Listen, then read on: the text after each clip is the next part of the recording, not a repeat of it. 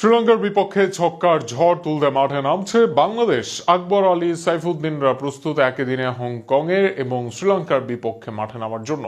মাত্র 6 ওভারের এই ম্যাচে 4-এর চেয়ে বেশি হবে 6। গত আসরের সেমিফাইনালিস্ট হলেও এই আসরের লক্ষ্যটা শিরোপা জয়। সেক্ষেত্রে আকবর আলী, সাইফুদ্দিনদের এই ম্যাচ ও ম্যাচের সময় নিয়ে খুঁটিনাটি থাকছে প্রতিবেদনা। আগামী 7 তারিখ হংকংয়ে হংকং সিক্সেস টুর্নামেন্টে মাঠে নামছে বাংলাদেশ। উদ্বোধনী ম্যাচেই হংকংয়ের বিপক্ষে মাঠে নামবে টাইগাররা। সকাল 6টায় তাদের বিপক্ষে মাঠে নেমে দুপুর 12টা 40 মিনিটে শ্রীলঙ্কার মুখোমুখি হবে বাংলাদেশ। 6 ওভারের এই হংকং সিক্সেস টুর্নামেন্টের জন্য দল ঘোষণা করেছে বাংলাদেশ ক্রিকেট বোর্ড।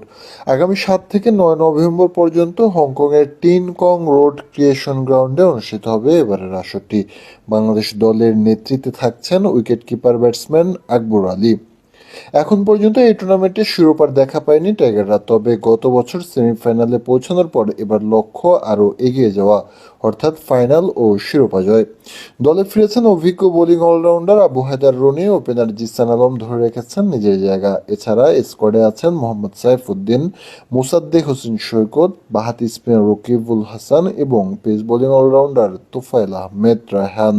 ক্ষুদ্রতম এই ফরম্যাটে বেশ শক্তিশালী দলই দিয়েছে বাংলাদেশ। বিশেষ করে সুযোগ পেয়েছে অলরাউন্ডাররা। একমাত্র আকবর আলী ব্যতীত বাকি সবাই করতে পারেন বোলিং ব্যাটিং।